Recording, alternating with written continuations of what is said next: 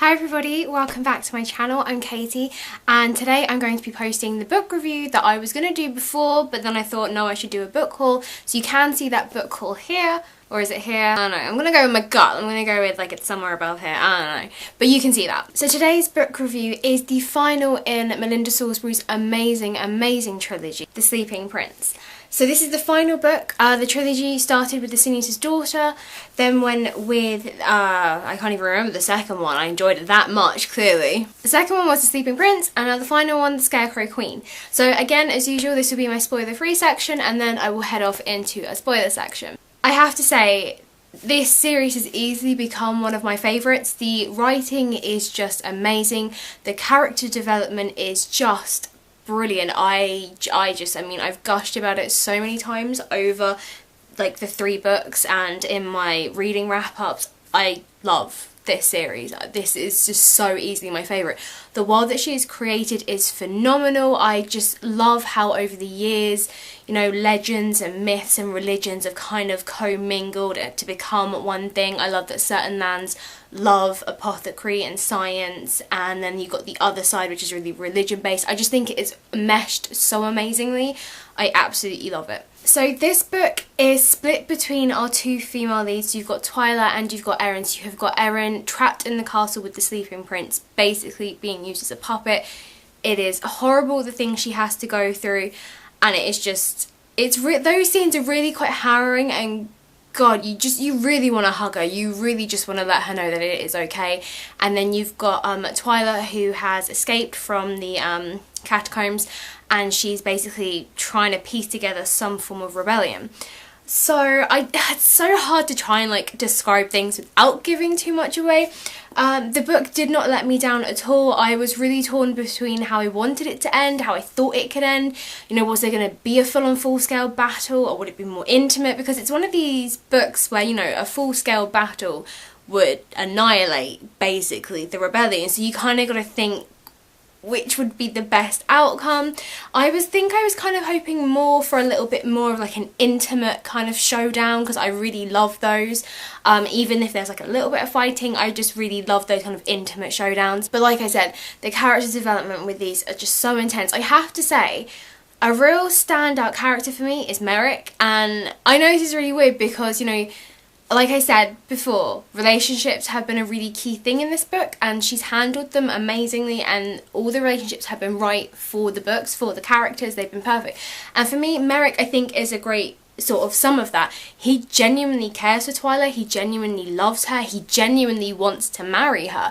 Even when, you know, the whole lie thing was going on with his family, he still wanted her. He felt awful for having to do that to her, but he still wanted her.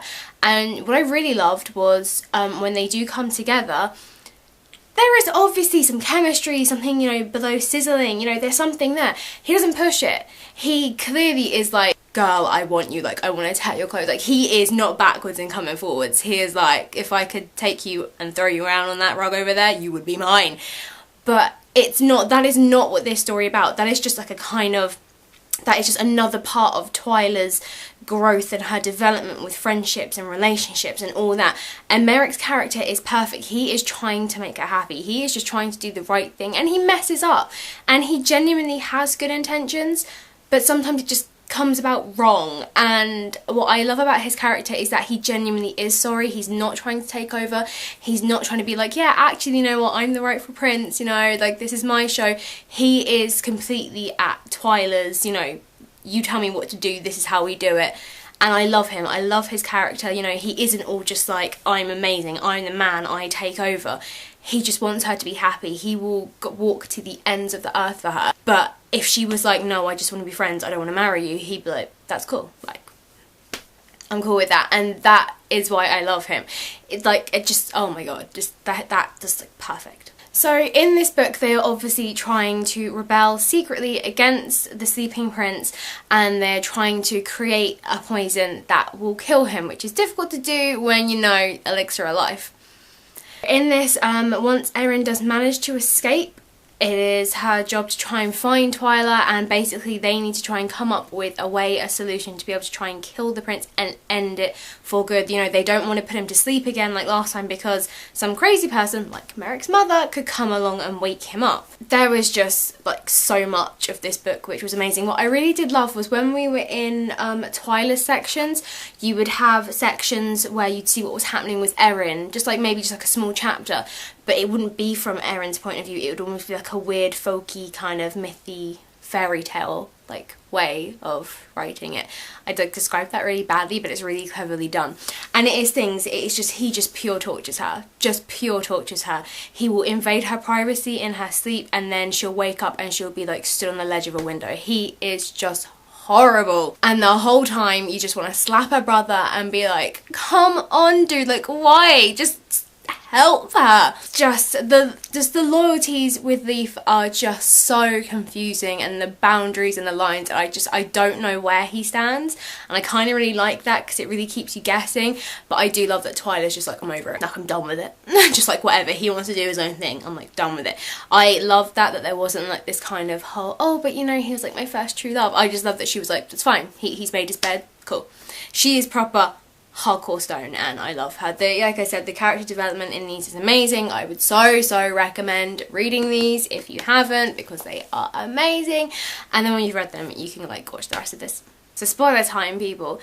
Oh my god, these books are just so insane and so intense. And like I said, the character development is ridiculous. Leaf is blowing one way then the other. One minute he's kind of helping with the rebellion, but kind of not helping with the rebellion. It is, I really got that sense of, is he just out for himself, or is he trying to do the best that he can without being caught?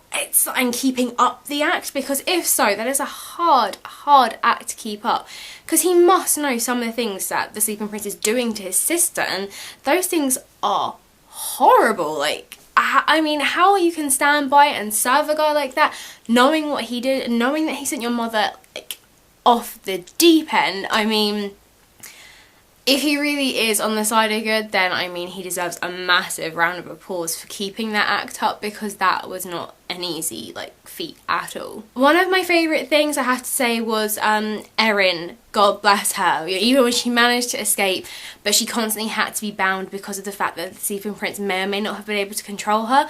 I still have a few questions on that as to whether or not he can actually see through her eyes to know what she's doing, because obviously the bit when she started smashing the potions, I was a bit like, so he can see what they're doing or not? Because obviously before in the second book it was made out the only reason he knew where they were and how to follow them was because in her dreams she was telling him, because she thought he was Silas. I thought that's how he could see through her eyes, but then in this one there was no talk of him, you know, coming to her in her dreams after she'd escaped, trying to find out where they were. So that bit has left me a little bit kind of confused as to whether or not he can see through her eyes anyway, even if, like, not in her sleep. I don't know. If anyone can clear that up for me, that would be really awesome if you could, like, write that below, because that just, like, confused me. So we have to really talk about how amazing Twyla is, and I just love, like, through all these books, how she hasn't been all, I am a new me, I am perfect, I can lead this rebellion, I can be really cool and really whatever.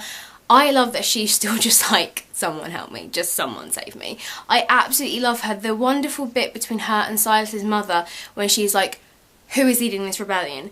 Who is it who has brought all these people together? Who do these people look up to? You. And that is what I really love. She needs that reassurance because she doesn't know what the hell she's doing. No one cares for her, not really. All the time she's been growing up, she has just been a pawn in everything. So I just loved that moment between her and Silas's mum, who was like, these people will follow you to the ends of the earth. Yeah, so what? Merrick's come back. Yeah, he's the rightful king. But you're the one who saved them. You're the one who brought them to this place. You were the one who has found out that, you know, the Sleeping Prince is like got all their children separate. You were the one who was building this. They're not suddenly going to go, oh look, Merrick's back, bye. And I really love that because she needs that reassurance because she's not perfect. She is so flawed. And I love that that character development has stayed with her because that's not something that you can just shrug off. You know, the fact is she's knuckling down and she's like, yeah, I'm gonna lead me a rebellion. But at the same time, she's like, holy crap, I don't know what I'm doing. I'm way above my head. And also just the fact that when Merrick comes back, she kind of doubts, oh, well, guess you want your throne back then, and sort of, and that bit towards the end when he says, no, what do you want? Do you want this? You know, you were really their rightful queen at this point. I do love that he's just like, if you want it, have it. You don't have to marry me to have it. And this is what I mean about how I loved Merrick's character development. Genuinely, he wants what is right for the kingdom and he wants what is right for Twyla. He will happily give up the throne and be like, I'm going to be an apothecary, I'm going to go be Erin's assistant, I'm going to travel the lands, I'm going to learn, I'm going to do whatever. I love that he would genuinely just throw away his claim to the throne because he knows that Twyla has done everything to save the kingdom. That is why I love Merrick. He is so perfect, like so beyond perfect. I love him. And that is why I love Melinda Salisbury. Her relationship dynamics that she's created are just so good. I think it's like my favourite thing about these books, to be honest, is just not even just the realm that she's created, just how she's gotten it so right. And to be honest now, for me, a lot of books have like this high like standard. You have to get past that now because she's reached it. She has, you know, laid out what is important, what is perfect, what it should be, and not this whole annoying love triangle all the time. Thank you so much for joining me. I really hope I haven't waffled on too long, but I just love these books and I could talk about them forever and ever and ever. I'm so sad I've come to the end of my journey with them. Part of me is really gutted I didn't read them earlier, but I love being able to read the three of them together when I wanted. If you do have any comments about the books, I would love to hear them below. Please make sure if you're talking about spoilers that you put right? I don't know. That you're writing a spoiler first. There we go. You get what I'm trying to say. And have a lovely day.